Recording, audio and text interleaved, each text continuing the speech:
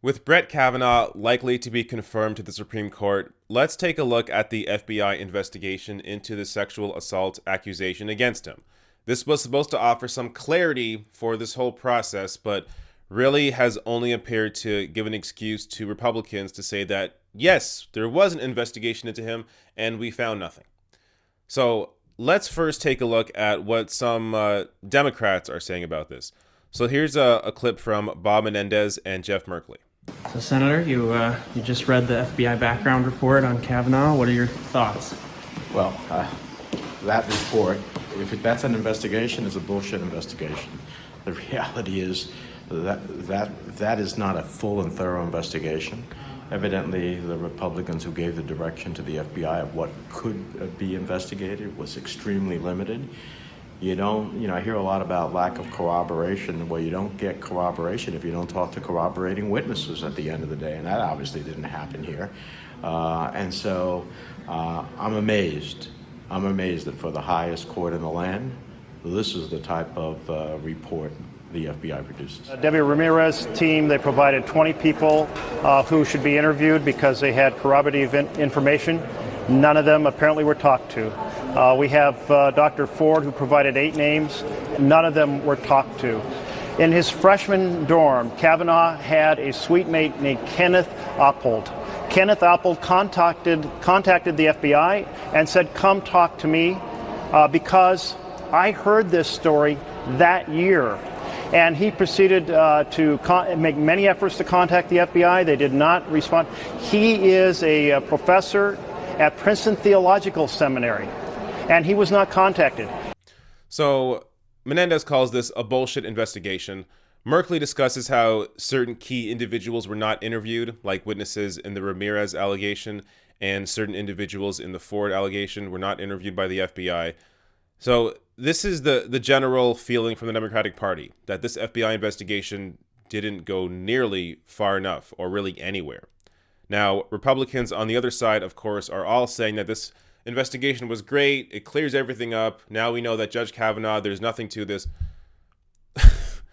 This FBI investigation concluded nothing. That there is no information that has come out from this because it remains under lock and key. We can't even see the details of what they did do. But from everything we're hearing from Democrats and even some conservatives, this investigation was nothing.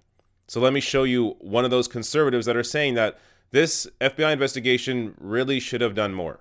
The administration said as somebody at the administration talked to the Wall Street Journal, said there's nothing, Judge, in the report that Congress is now holding that would essentially derail his nomination.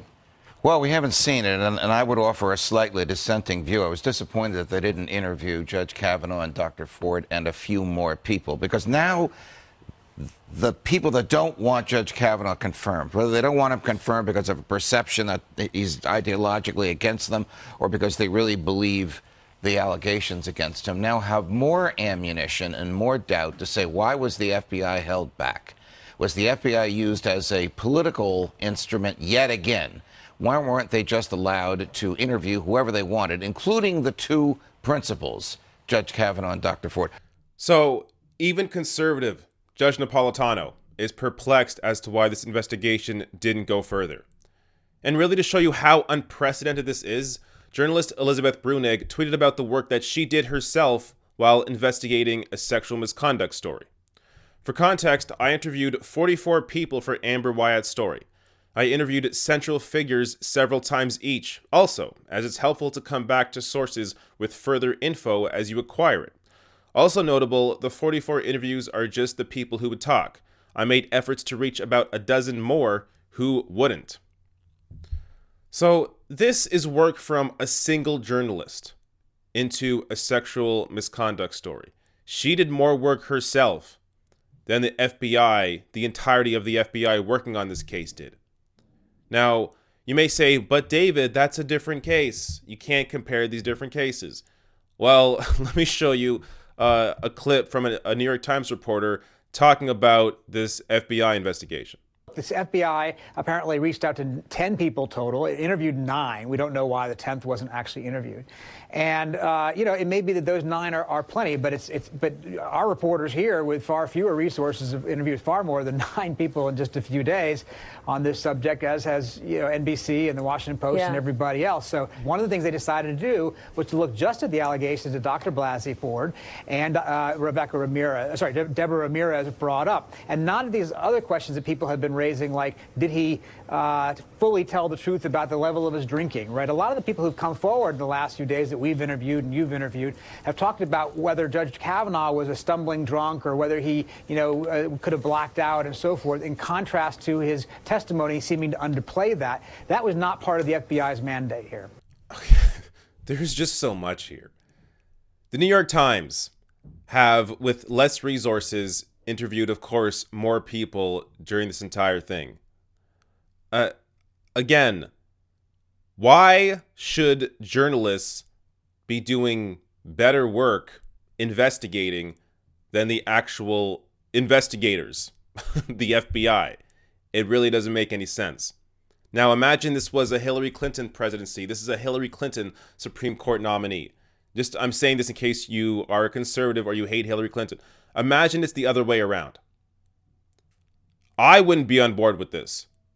If somebody was accused of sexual assault, of attempted rape, and the FBI, her FBI investigation lasted a week and barely went anywhere, barely interviewed anyone, didn't interview key witnesses that were trying to come forward to talk to the FBI, there would be a serious problem.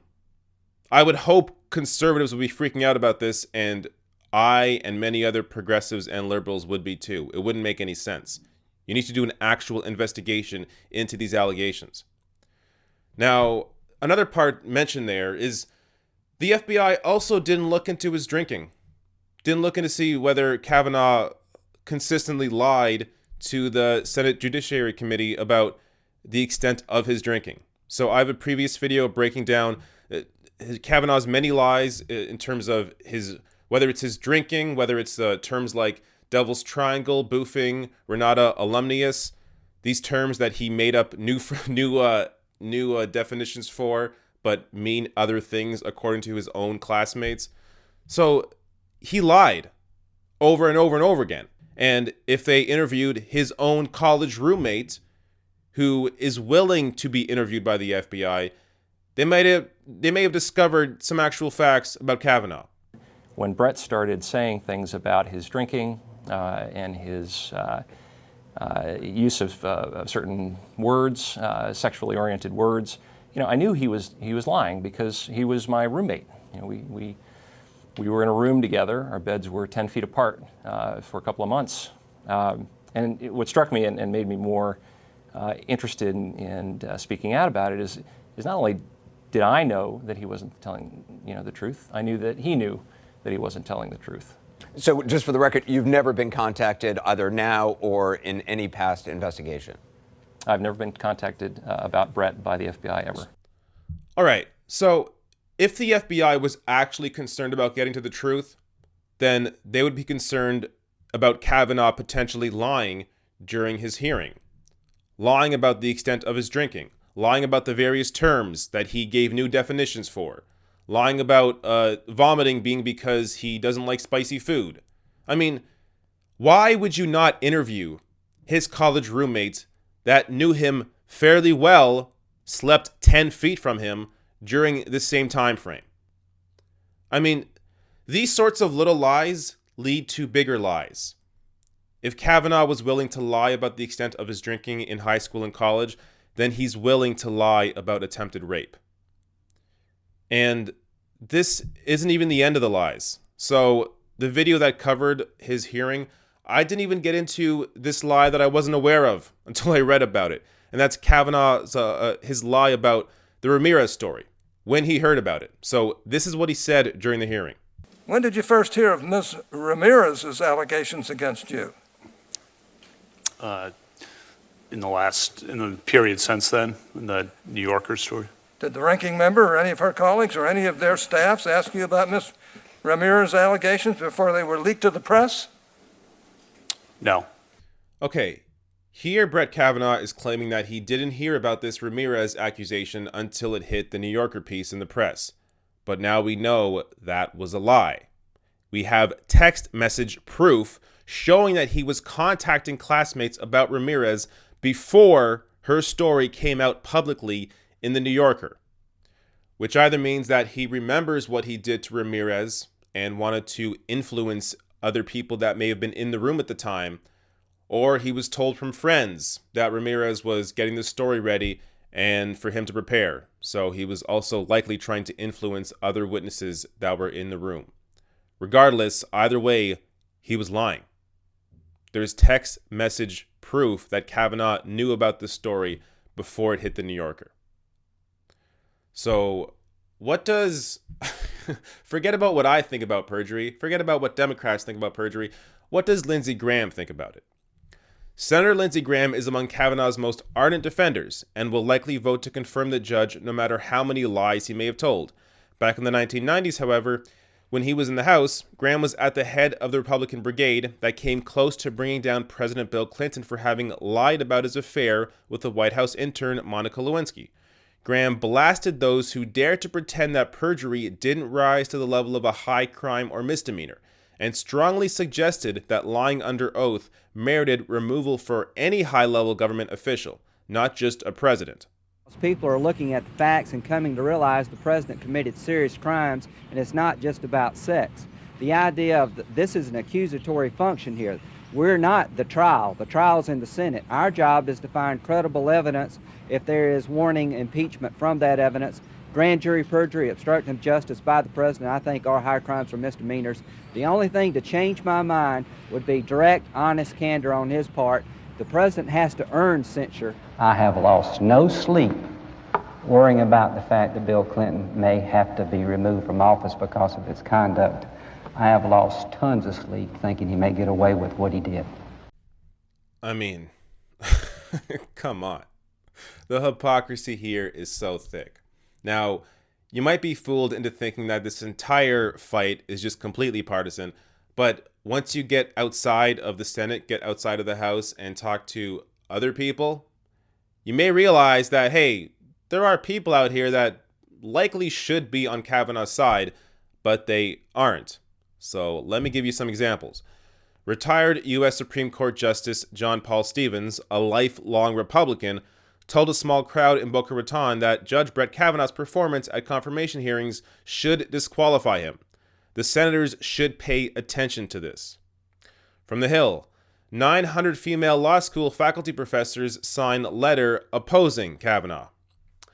Now more than 1,000 law professors in a letter to the U.S. senators say not to confirm Kavanaugh. Again, unprecedented. Even Kavanaugh's college drinking buddies call for Senate to vote no on his confirmation. I mean, it doesn't get any better than that. The same people that drank to excess with Judge Kavanaugh are recognizing that, hey, this guy probably shouldn't be on the Supreme Court. I'm going to guess it's because of his many lies in his hearing, but also because this investigation, this FBI investigation, clearly did not go far enough. So look, you watching this right now, it's very likely Kavanaugh is already confirmed. So at this point, I mean, the next steps are to move to actually impeach Kavanaugh. Now, I didn't know that was even a thing until I started to read about it and realized or learned that you can, in fact, impeach a Supreme Court justice. I think there is a lot of unexplored territory here that would give rise to a real movement to impeach Kavanaugh if the Democrats get back into power. Hey, if you enjoyed this video, hit that subscribe button below and consider becoming a patron at therationalnational.com/join. You get some extra content, but also, most importantly, you help support me in continuing to produce these sorts of videos.